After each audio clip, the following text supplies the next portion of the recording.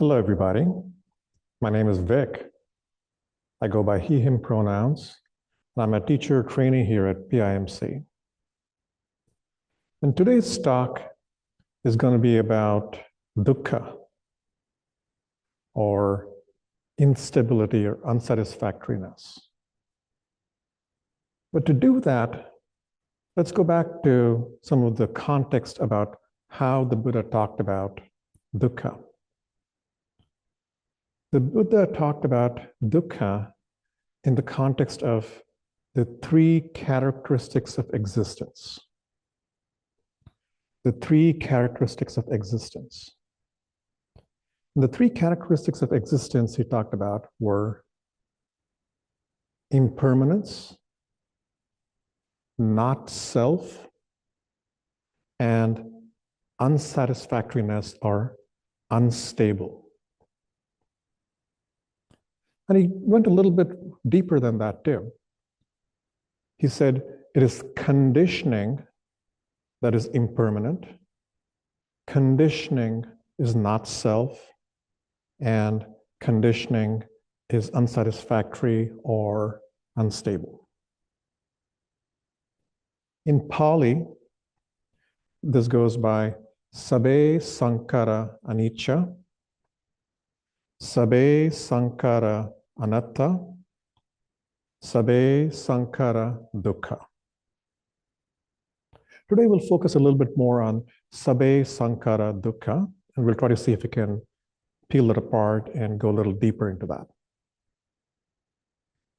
But before we do that, let's talk a little bit more about that historical context. Did the Buddha come up with these concepts and the three characteristics of existence in a vacuum? And the answer is no. The Buddha, 2,600 years ago, was in the northern part of India, and Hinduism was a dominant religion and culture there. It still is.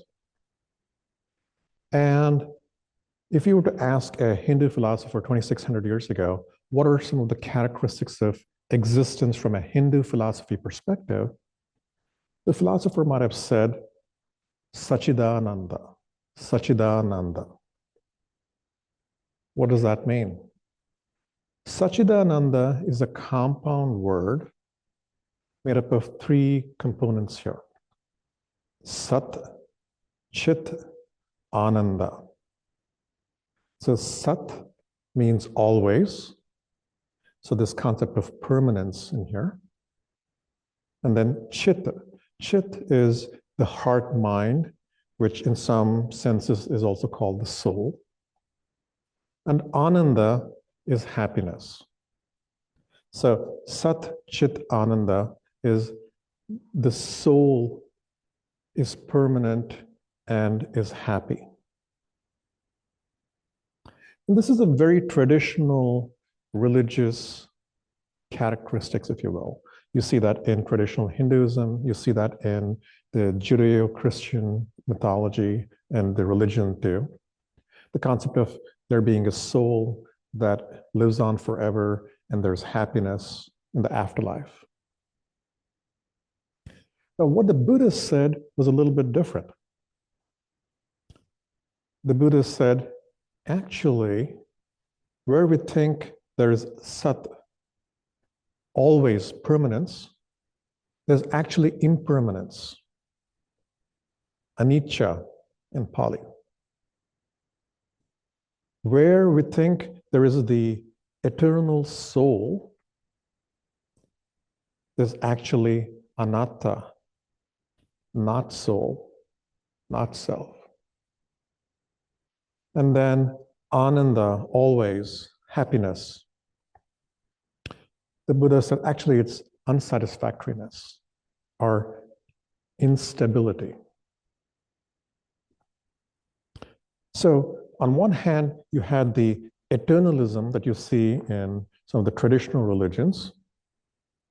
Now, Buddhism is not nihilism. It doesn't say nothing matters. It's that middle way between nihilism and eternalism. It says All conditioning is impermanent. All conditioning is not self. All conditioning is unstable. And that actually is a very hopeful statement because it gives us a sense that we don't have to walk towards some preordained fate, but we have the concept of destiny that we can manage with our own intentional actions. But the Buddha goes a little deeper into this, the concept of nothingness or emptiness. And that's what we want to investigate a little bit more. Now, the concept of emptiness or nothingness is actually very closely related to everythingness. And we'll get to that in just a little bit of time. But let's focus a little bit on sabbe sankhara dukkha. Sabbe sankhara dukkha. What do these words mean? Right? Sabbe or sarve in Sanskrit means everything, all. Sankhara, sankhara. What is sankhara? Sankhara in Pali, if you look at some of the interpretations and the annotations, it really talks about something called conditioned things. And there's a lot of scholarly debate about what are conditioned things and what are unconditioned things. So I like to play with words a little bit. And this is where I like to take Pali and get to its Sanskrit translation. The nice thing about Sanskrit is there are dictionaries. There are Sanskrit dictionaries where you can look at the meaning of the word without having a spiritual or religious connotation there. So the Sanskrit word for sankhara is samskara, samskara. And samskara are behavior patterns, conditioning. Right? So, sabbe sankhara dukkha. All conditioning is dukkha. Now let's talk about dukkha. Dukkha is an interesting word, right? Because there's an Indian word called sukha, which traditionally, colloquially means happiness. And so the colloquial translation of dukkha can mean sadness. And so that's a very confusing word. Is the Buddha saying that all conditioning is sadness? No, he did not say that. There are some other interpretations of dukkha which are actually better translations. One translation is dukkha. Du means bad, and kha is supposed to indicate an axle hole for a wheel. So in ancient India, you had wheels, cart wheels, and they had a little axle hole. If you had a bad axle hole, what do you get? You get a bumpy ride. So dukkha can mean a bumpy ride. There's another root for these words, which I think is a little bit more appropriate for how we think about dukkha in Buddhism. That's the compound word dusta. Du, sta. Du, sta. Du meaning bad, sta meaning standing. Standing badly.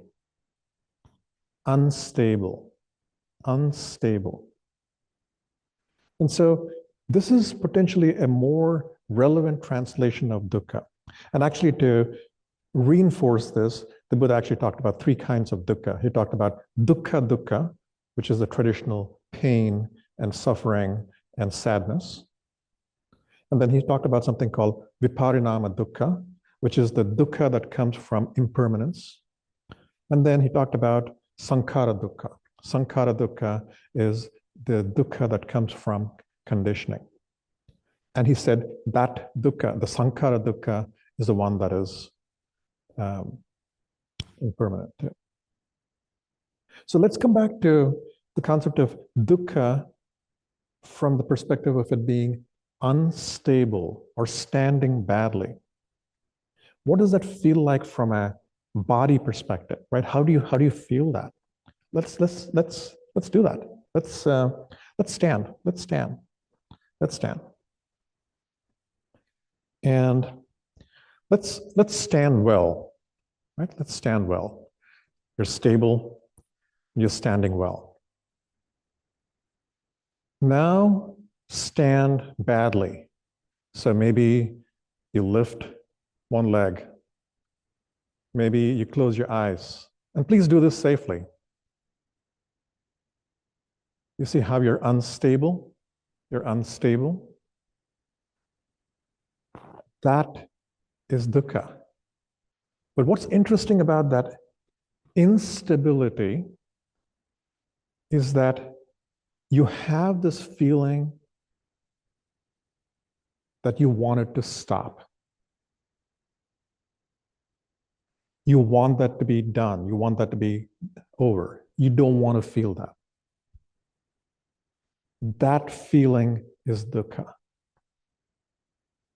The feeling of unstable, instability, and wanting that to be over, wanting that to be gone, wanting that to be stable so you can be happy.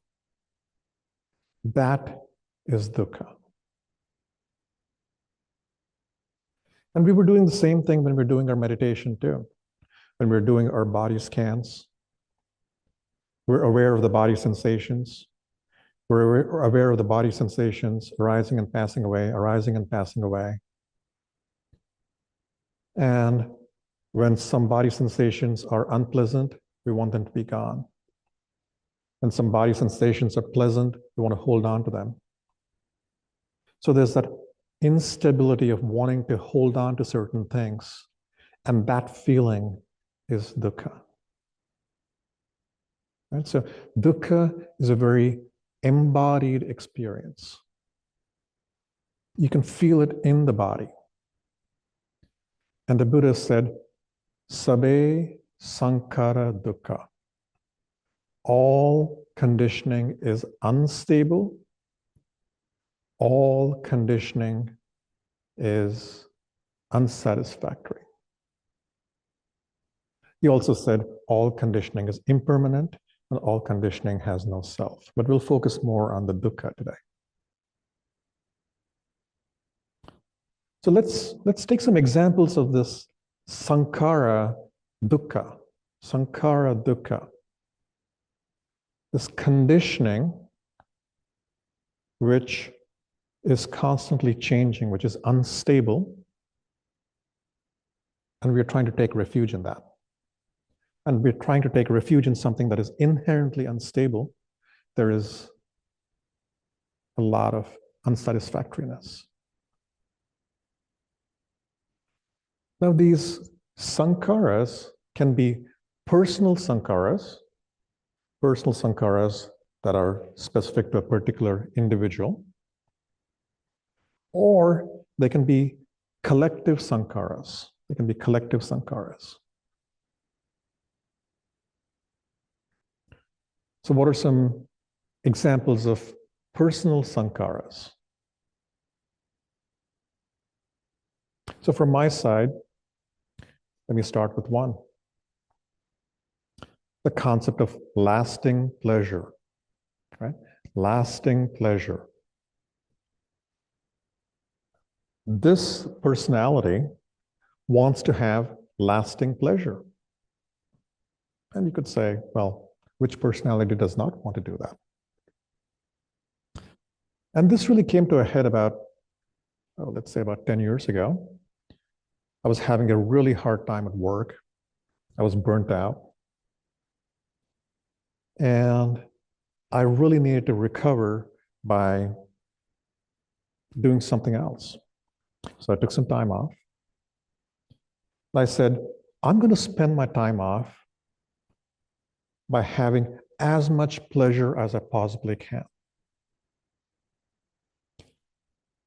And I hadn't given myself a lot of time to think about this, about how may I have lasting pleasure and keep that going.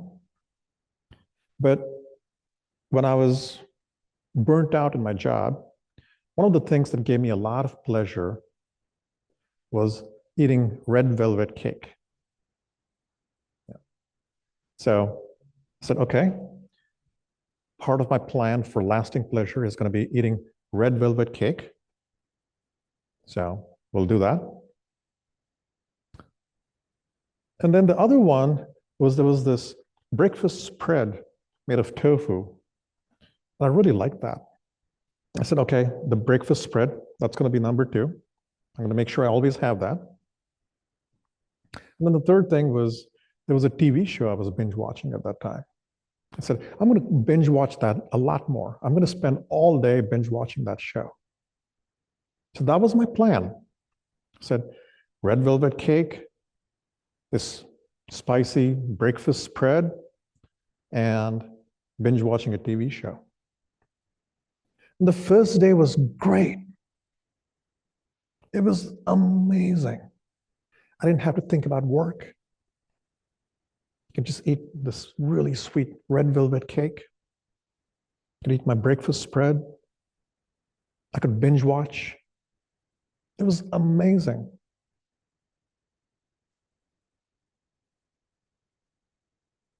Second day was pretty good too. Pretty good. Not as good, but pretty good. Third day, a little bit lesser. Fourth day, a little bit lesser. And within a week, I could not stand red velvet cake. I had to stop binge watching the show too. I still was eating the breakfast spread. I still eat it, by the way. But everything else, yeah, that was not working out as well. And so this is actually going back to something called hedonic adaptation. And so this was kind of the norm for my personality at that point in time. So it was not giving me as much pleasure. So lasting pleasure from sense pleasures is not a thing. That was a sankhara. It was unstable. It was not lasting. Now, incidentally, soon after that, I still had some time off and I said, well, I need to do something else. So I worked with a local nonprofit and they sent me on a little trip. And they said, Vik, we need to go map out this area of the wilderness and find out where the Forest Service roads end, because that can be incorporated into the wilderness areas in here. So get in your car, drive as far as you can down these remote forest roads in the North Umpqua and see where the Forest Service roads end. Map it out, see what's happening in there. So, all right, I can do that. So I spent several days out there in remote wilderness. We had this huge 1,000-year-old trees, old growth forests. There was plenty of wildlife. I saw black bear. I saw a small little deer kill that some predator was still eating. I disturbed it, I believe. And it was interesting to think there's a predator somewhere watching me because its kill is right there. But there was a sense of seclusion there. And that seclusion gave me a different kind of pleasure. Ultimately, that was also a sankhara, that was also dukkha. But this was a unworldly pleasure because it was not of the senses. The Buddha actually talks about this as pleasures of not the flesh. And there's a sutta that talks about this. And the Buddha says, and what is rapture not of the flesh? It's when a mendicant, quite secluded from sensual pleasures, secluded from unskillful qualities, enters and remains in the first absorption. First absorption, also called the first jhana, which are deep concentrative practices, which has the rapture and bliss born of seclusion while placing the mind and keeping it connected. So when the mind has seclusion, it is focused and concentrated. There is the pleasure which is unworldly. So this is a different kind of pleasure. It lasts a little bit longer. But this too is a sankhara. This too does not provide lasting pleasure. And this too is dukkha. And so in the personal sankharas, lasting pleasure is one example of one of these sankharas, which are dukkha. What are some other personal sankharas, which could be impermanent and unstable, unsatisfactory? Identity, right? One example over here is just my own identity as a teacher trainee. So this is a 3-year program we're going through. Now, we went through 2 years of this program, and then last September, that program came to an abrupt end. Our previous guiding teacher violated the precepts, and everything here came to an end, including our teacher training program. All of a sudden, this personality had an identity as teacher training. And that identity was impermanent. That identity was unsatisfactory. That identity was unstable. And that was painful to see that identity ending. So as we're talking about this, please think about your own personal sankharas. What are your own personal sankharas which are conditioning? And is this conditioning permanent or impermanent? Is this conditioning satisfactory, not satisfactory? Stable, not stable? Now, luckily, through all of your support, PIMC has restarted all of its programs, the teacher training program, and this is continuing too. What are some other examples of personal sankharas? There could be youth, right? So all of us believe we have the vigor of youth. Some of you do, some of us don't. But that too is a sankhara, it's a conditioning. I have to worry about cholesterol. I have to worry about my hair getting gray, growing bald.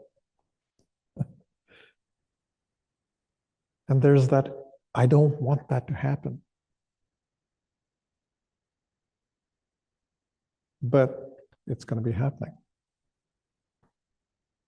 So that sankhara is unstable.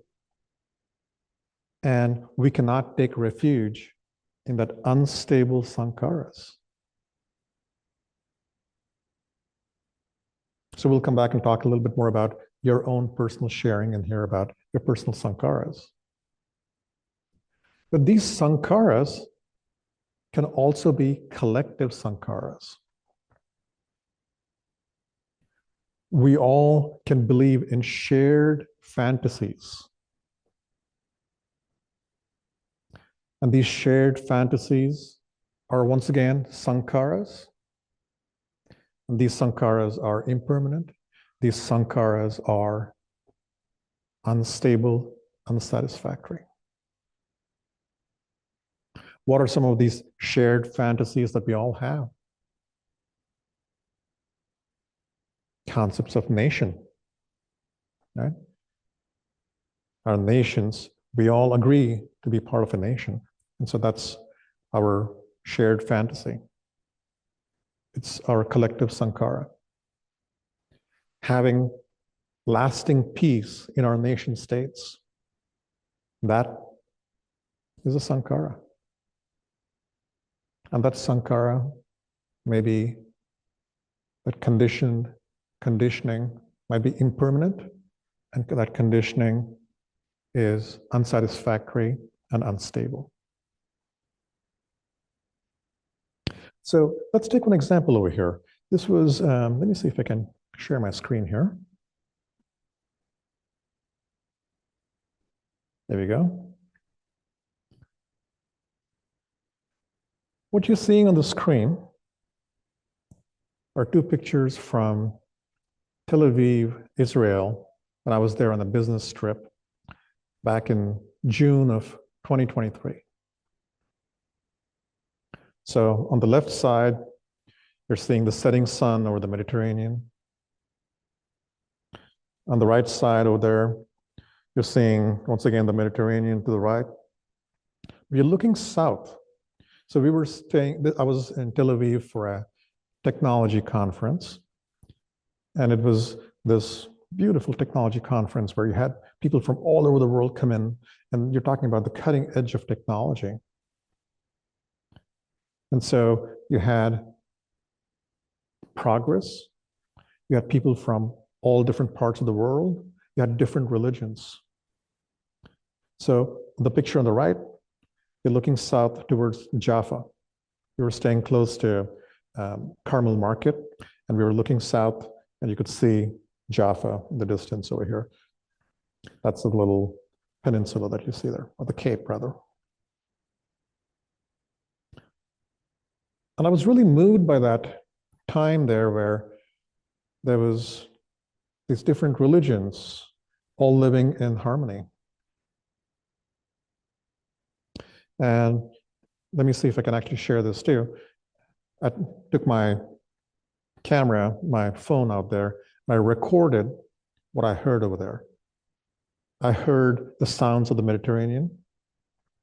I heard the sounds of children laughing. And in the distance, I heard the sound of the Muslim call to prayer. It was a very poignant moment. Let me see if I can actually share that to get to the sound there. There we go. And hopefully the sound comes through.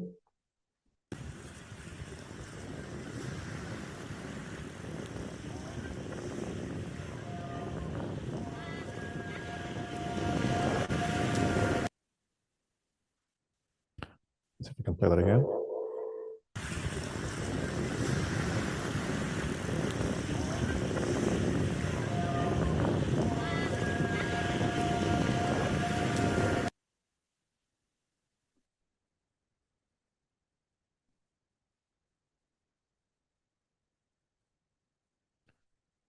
And let's stop sharing. So I'm not sure if you're able to hear that. You could hear the sounds of the ocean, children laughing, the call to prayer. And that was in June of 2023. Then what happened? October of 2023, the whole place erupted. War. The concept of a peaceful nation state, people living in harmony, all of that exploded. Sabe sankhara dukkha. Sabe sankhara anicca. All conditioning is unstable. All conditioning is impermanent. And this happens to collective sankharas, to collective conditioning. In that same business trip, after visiting Israel, also visited Germany, Berlin.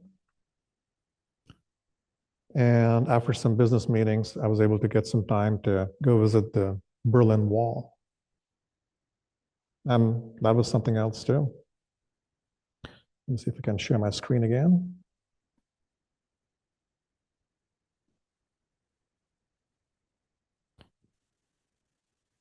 There we go. So this, as you folks know, is the Berlin Wall. On the left side of the screen over here, you're seeing the Berlin Wall.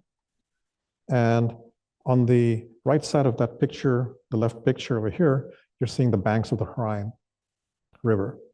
And that used to be the dead zone. It used to have barbed wires, tanks, machine guns. Now there's a beer garden 40 years later. There's a car dealership and a showroom there. So there used to be war. Now there's peace. And those paintings on the wall there, some beautiful paintings with some very poignant words there. On the top right, the words that I see, it says, I painted over the walls of shame, so freedom is not ashamed anymore. I painted over the walls of shame, so freedom is not ashamed anymore. Inferno ruled too many years until the people chose the light. I put my faith in you, Berlin, and give to you my colors bright. By Fulvio Pinna. And then on the bottom right, there's a saying that says, many small people who in many small places do many small things that can alter the face of the world. Many small people who in many small places do many small things that can alter the face of the world.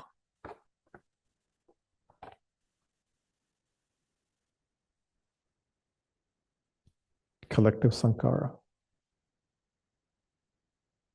Collective sankhara. Is the sankhara permanent? Is the sankhara satisfactory? Is the sankhara stable? You can have many others of these collective sankharas.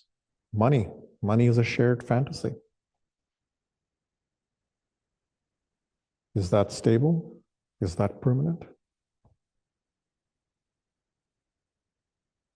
So let's sit with this a little bit.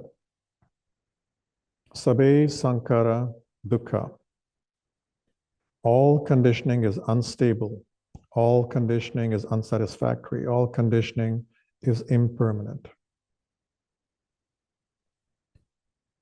And the concept of impermanence and unsatisfactory instability is related but slightly different, right? So you can, if something is impermanent, it can be stable for a long time and then it just stops. Something that's unstable is constantly changing, just like the body sensations, just like the breath. It's constantly changing. And those sankharas are unstable. And that's actually a very hopeful feeling because it tells us once again that we are not preordained to have some kind of a fate, but our individual actions, karmic actions, are things that can change our sankharas again, because sankharas are always changing, always moving. The sankhara is the concept of festivals, concept of seasons, right? So solstice, winter solstice. This is the time of winter solstice, the shortest day of the year.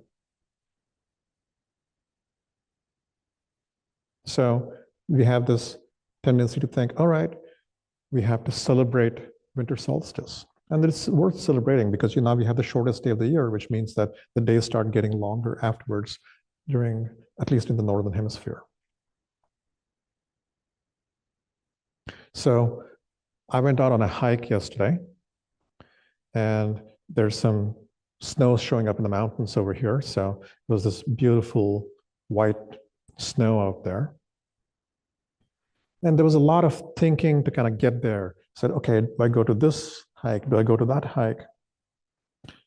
And in that thinking, there was a lot of selfing.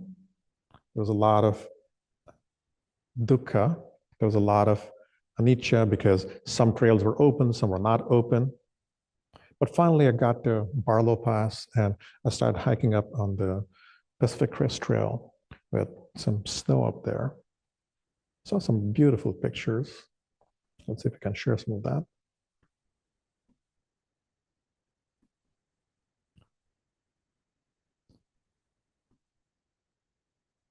There you go.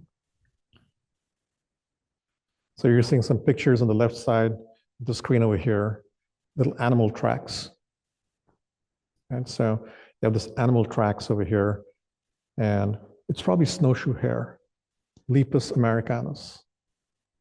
Now, little bunnies that are jumping through over here. You can see the bigger hind feet and then the smaller front feet. So there's beautiful shapes down below. Crystallized ice, roots, mountains. And all of a sudden, this concept of Vik, who was thinking, who was worrying, all of those sankharas just vanished. I didn't have to worry about where I was going to go. I was already there. I was already where I needed to be. And there was this concept of nothingness, nothingness. There was just this feeling that I didn't have to worry about selfing Vik and making sure that Vik existed. All there was the experience of nature, experience of the snow, the trees, the animal tracks, the structures that were out there, the mountains. So nothingness was closely related to everythingness. Everythingness.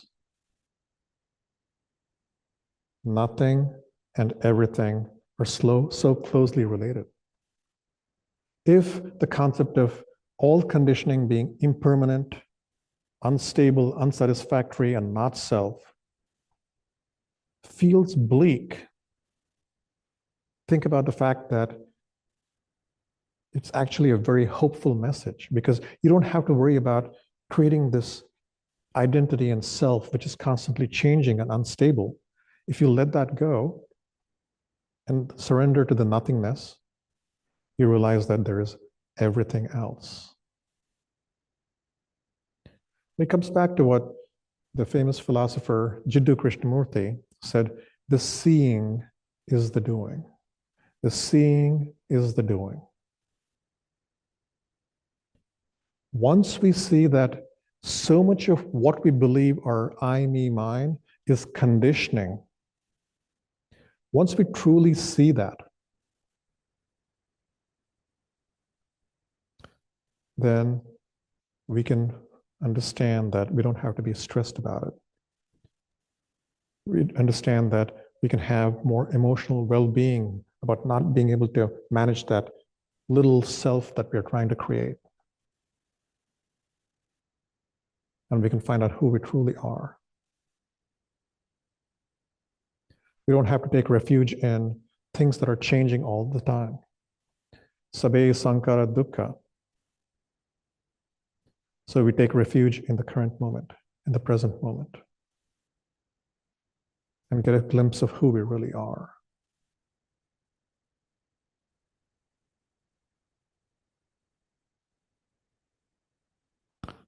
With that, we're coming to the end of our talk. Thank you so much for your kind attention, and we'll have time for some questions and answers. Thank you.